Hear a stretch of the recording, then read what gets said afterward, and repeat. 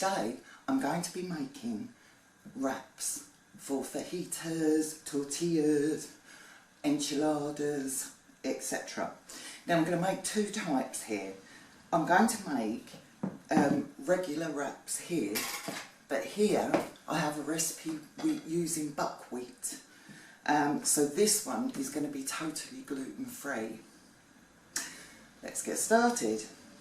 In the bowl here I have plain flour, I have baking powder, and I have a teaspoon of salt. So just going to mix this together very quickly and make a well in the centre. Because to that I'm going to add my oil. Now this is just regular vegetable oil going in there, and I'm going to add half of my water and start mixing, because what I want here is a dough to form. So in goes a little drop more, because flours absorb at different rates, so could have used a bigger bowl really, couldn't I, for this. Once you've started getting it together, going to get in there with your hand, and we're going to bring this together to form a dough.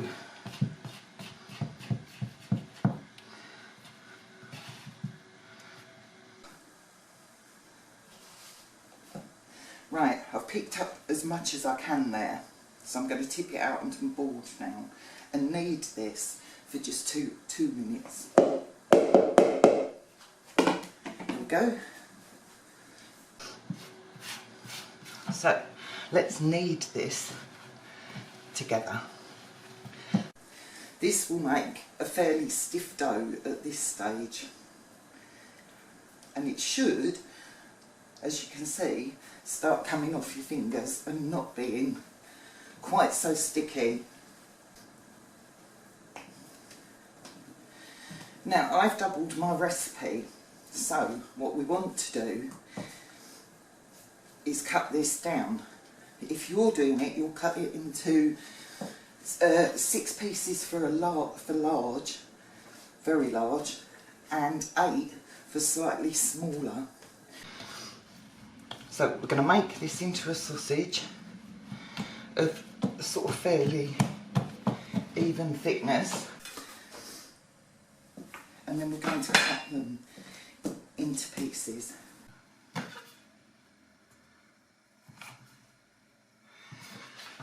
Okay, so we have our pieces. Now all I'm going to do is roll these into balls.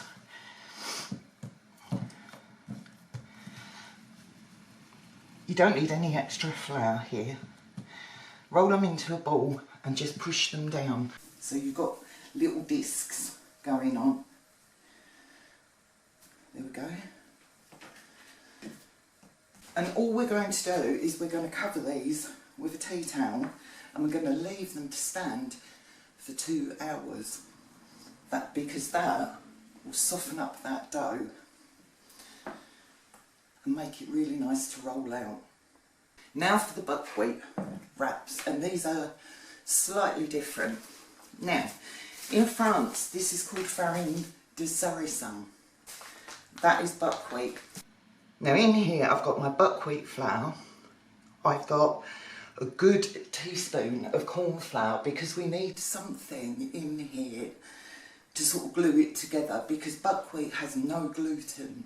Neither does the corn flour, but the corn flour will act as a sort of glue for this. Into that I've put 1 teaspoon of salt.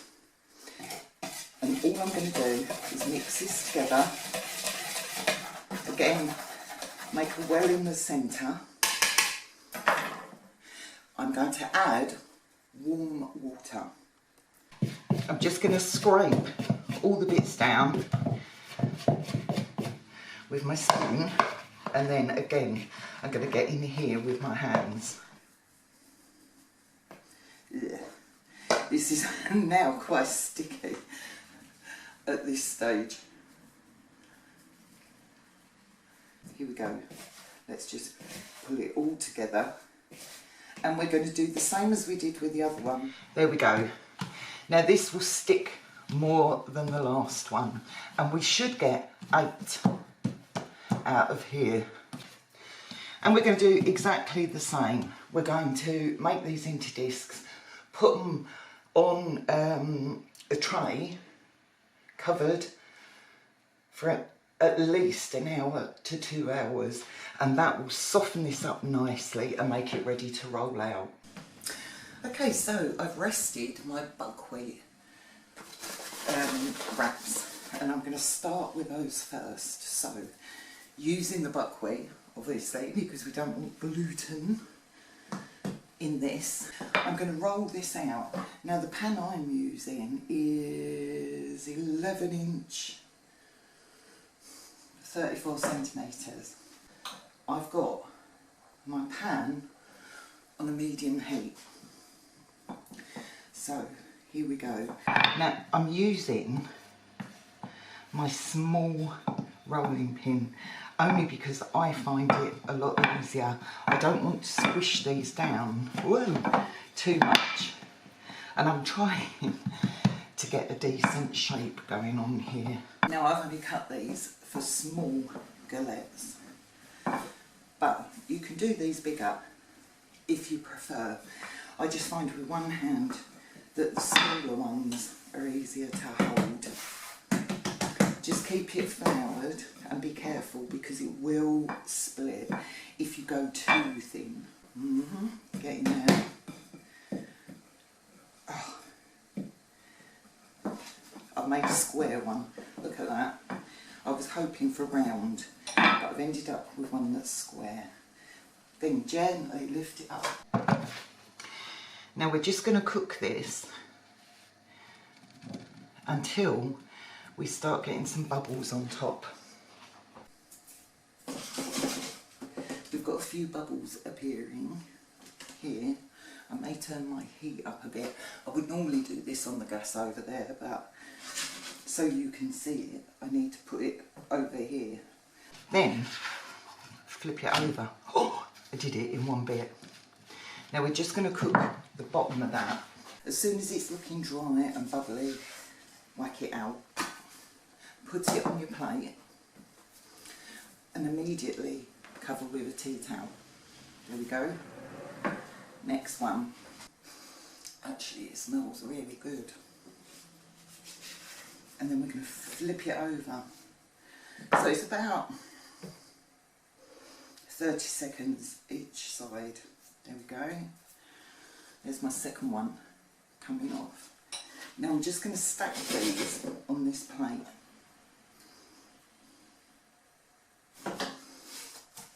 And then cover them immediately with a towel.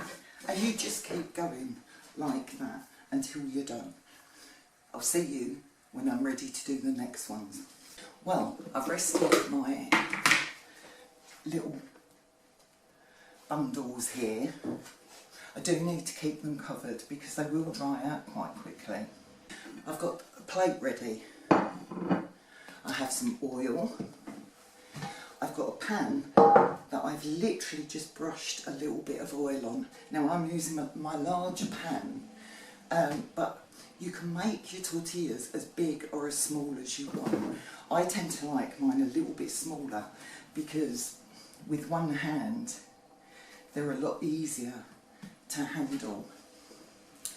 What we need to do is get our pan really nice and hot. So, there goes my pan on the heat already, and I've got this on medium high. Got my rolling pin, and I have my spatula at the ready. Now I'm going to flour the top of this, and I'm going to roll this really nice and thin.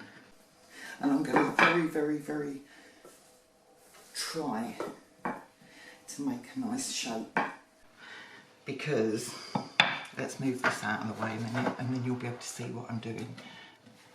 I'm going to try and make a nice shape because I am really just not good at this. And actually, obviously, if your shape's good, they'll wrap easier. It's gone a bit already, but just do what you can. Now we're going to keep these going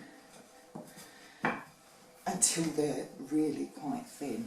Now if you've rested your dough enough, these will stretch out like this. If you don't, it will just spring back and it will make everything so difficult to roll. Oh, doing fairly well.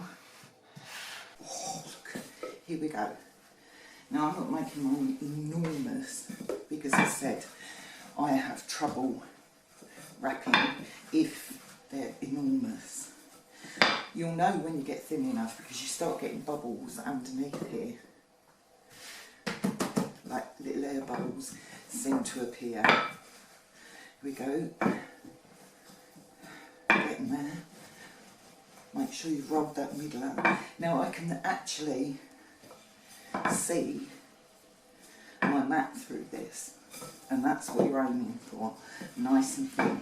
As I said, you can make this bigger if you want to. I need to be able to fit it in my pan though. They're not too shabby. I'm not very good at rolling a circle. As I said, you'll be much better at this than me. Kind of put your fingers through it. What we're going to do then, I've got my pan on hot. You want a tea towel at the ready. Can I get it any thinner? My problem is picking it up once it's got too thin. Right, there we go. That looks good to me. Now, I'm just going to hang it on here like washing. Then I'm going to drop it into here and just rearrange it. Oh look. Now all we're going to do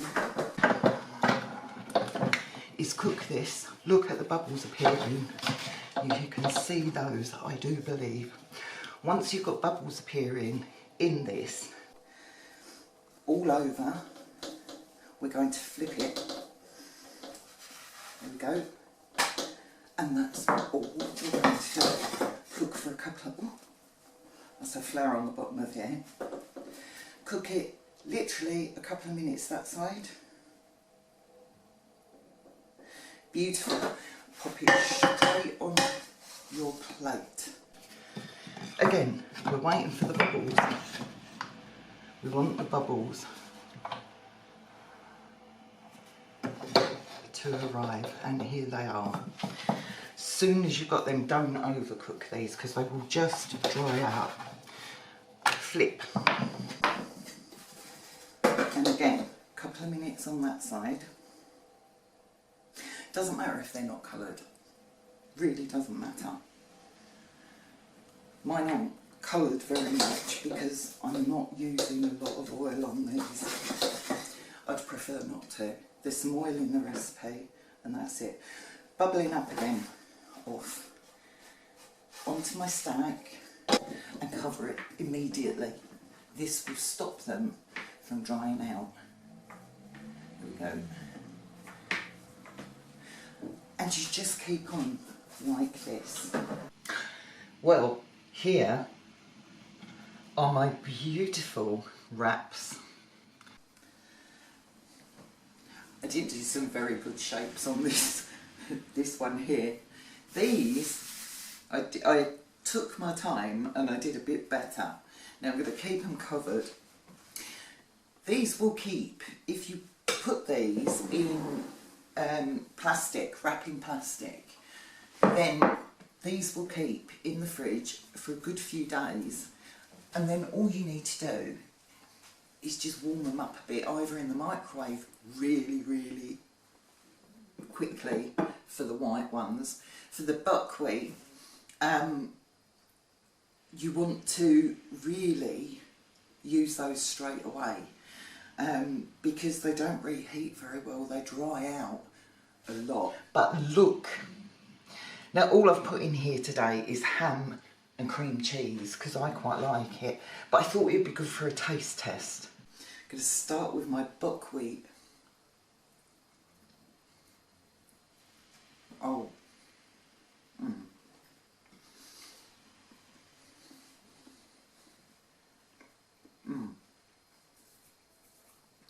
Now I love these because they've got that ever so slight nutty flavour to them. Now I've used the dark buckwheat for these and it works really well. What I will say is they break more easily than the ones with gluten, so you need to be careful. You're better to wrap these while they're hot, unless you're going to roll them and use them as enchiladas or whatever. But they are delicious, absolutely delicious. I'm so pleased with those. These I'm going to fill with chicken fajita mix and salad later for our dinner. But again, I've got cream cheese in this. With the ham. Oh, they're really good. What can I say? They are really good. They're nice and supple, as you can see, look. And these have been stood here for a while because I made these up a little bit earlier for my taste test. These are a bit more crumbly, but look, they've still got some give in them. For flavour, I actually prefer the buckwheat. I really do. Totally gluten free. So easy to do as well. I've got a great big stack of these and we're not going to use them today. For Christmas, I was lucky enough to get one of these brilliant heat sealers. So what I'm going to do is I'm going to vacuum seal anything that we're not using today, including these. I can then just poke a few holes in the sealed bag, then I can microwave those for 30 seconds to warm them up.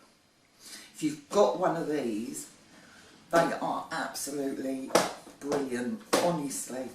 And you can buy bags in any size whatsoever. So, I'm going to pack these up and they will keep for weeks. I can then, if I want to, put them in the freezer and they'll keep in there for a good 3 to 6 months. Why not double the recipe and do a whole batch at once? I really do recommend this though. Well, if you liked what you saw, please like, share and subscribe to see me making more delicious, affordable food. Thank you for watching.